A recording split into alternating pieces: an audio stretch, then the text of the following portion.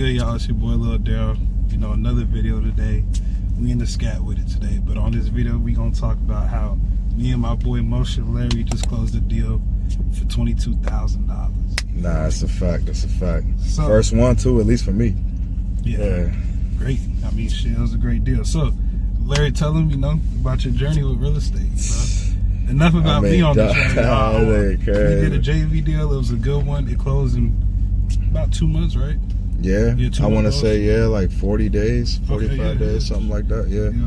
I mean, honestly, bro, it was a long process. Like, the steps that were taken didn't take long, but it took a long time to get to those steps, right? Facts. So, like, it was just a lot of patience that I had to build up. I didn't even know I was capable of being as patient for something like, being able to close on what we did. But, so yeah, man. Let's talk about, like, the whole breakdown of the deal. So what was your lead source? Where'd you get your lead to get this deal? All right, so the leads, bro, the number one, at least for me right now, is property leads. That's what bro stay preaching. That's the one. Like, I don't know anything else. Like, I heard of I Speed the Lead. I've heard of that one. I think it's cheaper. But just the way, like, that you get these leads and, like, how they don't ever resurface the leads again after they sell them to you. Like, I like that idea. Like a secure lock on a lead. Exactly, yeah. Like an exclusive lead for sure. But yeah, so I got the lead from Property Leads. It was one of those leads that I literally hit them up 13 times before I got a response. Damn. Like, I literally would hit them up 3 times a day to 2 times a day to calling him and it not even going through. Me thinking it's like a dead lead. And then certain days it would ring and then still continuously texting him like, hey, this is Larry. Hey, this is Larry. Hey, this is Larry. I'm wondering if you're still selling. How much do you want at this point? Just to, like, just to get straight to the point. It was a case of me literally being persistent. Like, every day I would wake up and just like, yo, what's up with this lead? What's up with this lead? What's up with this lead? To the point where he finally broke and he was like, yeah, I'm trying to get rid of it. And once he gave me the details, like, once I got him on the phone, I got him on the phone with you. But, once I got him on the phone and he realized I was a real person, that pretty much just solidified everything. He was like, oh, okay, you're going to give me what I want? I was like, yeah, and no extra cost, no extra whatever the heck you want. So you didn't do a lot of negotiating with him on the price of this one? Nah, so not too much negotiating, just because, like, I feel like, at least from my experience with property leads, a lot of those leads are highly motivated. Yeah. So, like, they're ready to go. Like, they're ASAP. Like, whether it's, like, a medical issue or, like, foreclosure or just downsizing or upgrading, right? These people are already ready to go. So they might have a number in mind, but then, like, obviously with the research and with the calculator that we use, like, you got to run the numbers and you got to do what makes sense in the market, especially in today's economy.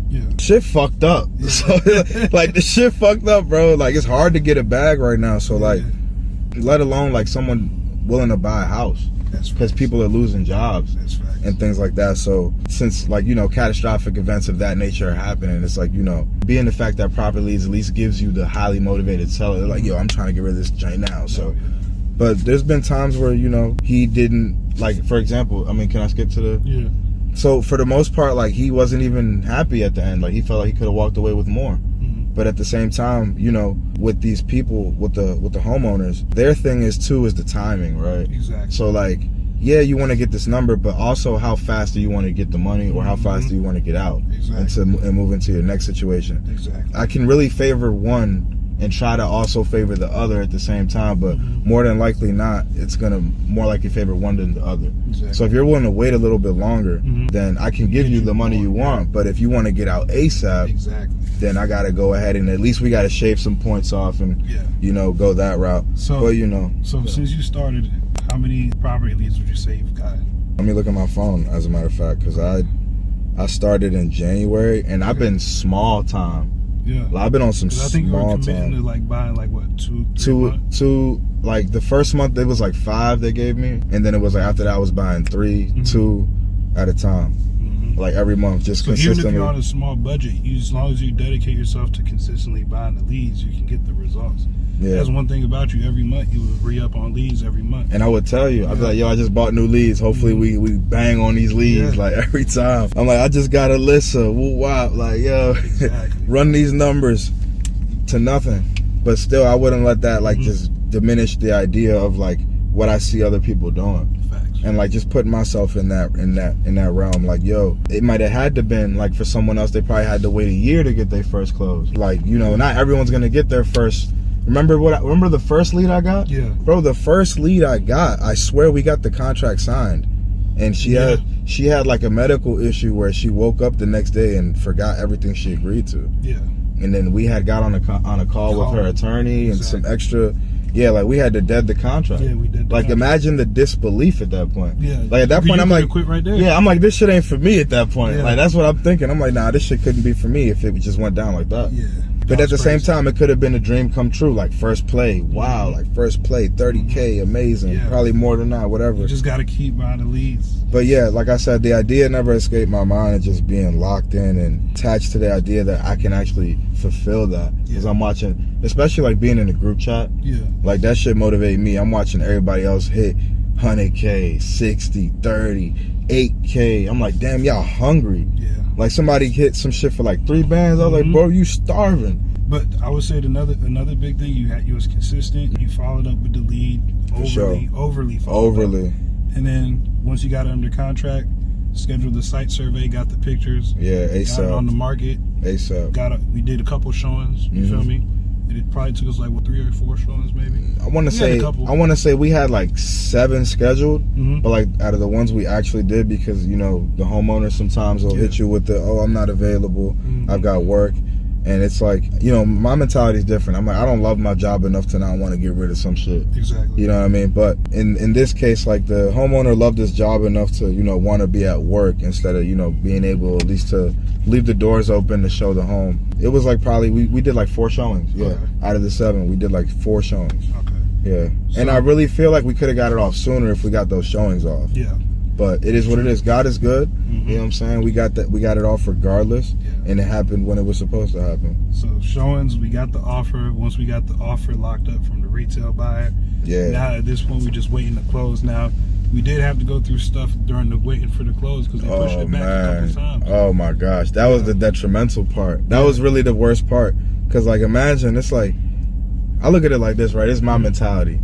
I'm already waiting for so long. Yeah. It ain't shit for me to wait another day, another week, another month. I've already waited for so long, right? Yeah. But when you get told you about to close on this day and you don't close and you're trying to figure out why, and it's the weekend and they don't tell you until like Tuesday, and then it's like holidays and shit. It's like you're just like, what's going on? And then I'm calling you. I'm like, bro, what are we doing? Yeah. And you're just like, bro, I don't know what we doing. Like, I'm trying to figure it out my damn self. It's like you trying to professionally say something that's not gonna emotionally throw somebody off. Yeah. But it's like if you can read between the lines, you know. So yeah, we had to go from one title company to the other. That took about 2 weeks in between time, right? Yeah, 2.5 weeks actually. So some title companies won't understand the retail buyer program. So this title company, for whatsoever reason, they didn't want to close or do the title insurance for this deal. So we had to go through with a different title company. So I used my go-to title company, Nationwide Title Company, and was able to get the deal done. You know? Yeah, shouts out to Nationwide. Yeah, that's some good people at Nationwide. Yeah, Clothesline. Clothesline. Yeah, Clothesline. Shouts out to Clothesline. The good people at Clothesline. Clothesline is a good nationwide title company to use. You know? Nationwide title company, Clothesline. Yeah, they go hard. And they're based here in Maryland. Oh yeah, they hard. Rockville. So. I seen that. I seen the offices in Rockville. Yeah, fire. So, yeah, after that, you know, once the deal was finally closed and, you know, they went out and signed, then we just waited for the funds to be dispersed. There were some things, too. Remember, like, it was like some county issue or some shit, nah? Remember, it was like he had to paint something for the county? Oh, yeah, so this was an FHA loan. So we had a lender. So the FHA lender wanted a couple things done before the deal could close. So we actually gave the buyer some seller credits, some concessions, you know. So I think we gave him $3,500 for the electrical panel. Yeah, that's what we did on that one. Yeah, and then he had to get the painting done and stuff. And then once he fixed all the painting, luckily he was a handyman, so he was able to actually get the painting and stuff done. And the FHA lender approved all the work that was needed to be done. So yeah, and that's how it be sometimes. Like, cause not every every sale is the same. The same, right? Exactly. Some people are going to use conventional loans. Some people will use FHA loans. Yep. FHA loans are more strict. So the FHA lender may come back and say, well, before we can close, this, and this needs to be fixed. Yeah. You know, so that's one good thing about doing the method that we do is we can actually help the seller where they're not having to come out of pocket for mainly anything. And then this one, the seller was actually willing to do that stuff. Nah, really? Still didn't have to come out of pocket. So that was a good situation right there. Yeah, I ain't gonna lie, the RBP, that's a win-win. Like, I look at it like it's a win-win. You spend a little bit of change just to really learn the knowledge, and then just a little bit to try to be punctual on the process, I feel like. Yeah. Right? Like, I'm not gonna wait for someone. I'm gonna go find my own, so I'm gonna pay for it. Exactly. But it's at a low cost versus what the gain is. Exactly. You know what I mean? The return, if you want to say, So that's a fact. We closed. Nah, that was fun. How did it feel to close your first deal? How did the deposit feel? Boy. Because I actually got my deposit like a day before because of your bank. Yeah, so I know that's Larry crazy. had to wait another day for his funds. That shit was crazy. But how was it when it hit though? So I mean, first of all, when it closed, when I got the phone call for the wire, it was like I cried for like 30 seconds. It wasn't over the fact that I got the money or nothing, because I'm not new to money. Yeah. It's more so the idea of like, I put myself in a water full of sharks on some shit I had no clue about. Exactly. And I found a way to accomplish at least to show myself, and I stuck with it in the hard times because the shit was a struggle. Yeah. But in life, that's everything, bro. It's like working out, dieting, having a relationship, like doing anything you want to do is going to be a struggle. It's going to feel corny. It's going to feel whack. It's going to not be a return in the meantime. But just like, you know, just like I said, the vision was stronger than my emotion. Yeah. So I just was like, I'm going to just grind. The proof of concept. Now you got the proof of concept. Nah, for real. Do you feel more confident now you did your first one with the process? Oh, super. You don't see me? Yeah. You don't see me? Like, I'm on it. I'm like, bro, I got these new ones. All right, but I'm chopping it up with them. Like, I already know the whole method behind the whole thing. Yeah. So it's like, I don't even, like, I really just need to polish that. And it'll come when I get close more, as we close more, as we meet new style of leads, different kind of homeowners. Because they all different styles. Like, you know, that's the beauty of this shit, I feel like, is the fact that it's not like one style of person that you're going to run into. You're going to run into all different styles of people, and you're going to find out what the chink in the armor is for each person. That's like, true. you know. That's true. Yeah. Now, RBP, you know, now you did it. You got your first deal.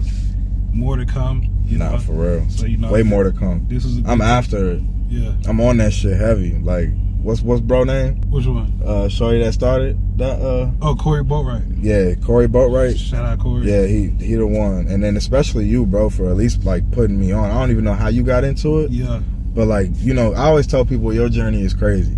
Like how you go from solar to, you know, like that shit is crazy. But like, RBP, bro, really got it. Yeah, real estate. I'm telling you. Really got it for sure. Cause like I said, this may be something that, like you always tell me, it's not hitting every month, but it's something that 1 month when it do hit, it makes up for all the time that passed. And then now it opens your eyes to another aspect of real estate. I'm doing wholesaling. Now I might want to get into these rental, cause you know, remember we had that one that was in like Ohio or something, and it was like they weren't selling it, but they wanted to. It was like something wrong with. There was something going on with it where, like, I don't know the terminology for it, but it was something going on with the home, with the contract, where like they wanted to sell it, but it was like we couldn't find a buyer, but we could find a renter for it at the time. So it was like we were gonna make the profit. Oh, sub two. Yeah. So we had like I said, I had a lead that, you know, it was one of those situations. We don't have different exit strategies on exactly. There's more than one way to skin the cat. We never exexecuted with that just because they never signed. But for the most part, like you see, that's something I'm looking forward to getting into. Like, oh shit, like that's another aspect of real estate. Let me collect my every month residual on top of the big bag. Because it's a big bag. Is buying leads, bro. Like, nah, for real. Just to consistently buy leads, you gonna hit. Like, we in the epidemic now where a lot of people are spending money on sports betting. Everyone here, Moco, everywhere in general, people posting their bet slips. I stopped doing that shit. They trying to hit the parlays. Look, this is better than the parlay. I'll tell you right now. Put the money in the leads. This the swing. You gonna hit some. This the homer something right big. Here. This the Ohtani for 3. You ain't betting on players. You betting on yourself in the lead. That's a fact. And I always say this, at least for me, like, when I bet on myself, I always win. Yeah. I ain't never lose. Exactly. So, like, everybody, if anything, like, take the risk on yourself. Like, take that chance. Yeah. Put that money up. Don't be scared, bro. Yeah. Because I mean, like, you see it, bro. We some niggas. Like, we minorities, but we do this shit. Like, you see how we look? Like, we don't dress like, but we do the same thing they do. Yeah. But it's all about the knowledge at the end of the day. That's true. That's true. So, yeah, man, that was another video, you know, testimonial on how we closed that deal. Nah, for real. You know, 20-band deal. We did it. You know, JV, first JV deal. Super. More to come. Nah, super. You feel me? Larry's getting better. He about to start closing deals on his own very soon. Super. And just keep running it up and keep spreading it. You know, you'll be able to put other people on. Man, I'm telling you. I be trying to put people on, but they got to see you do it a few times before you know. It's coming up. That proof of Next time they see me, it'll be we and my shit, and it looks something like this. You know it. You feel it? I'm telling you. All right, brother. Nah, my Appreciate boy. it. You already know. Appreciate you coming on. See y'all on the next video, man.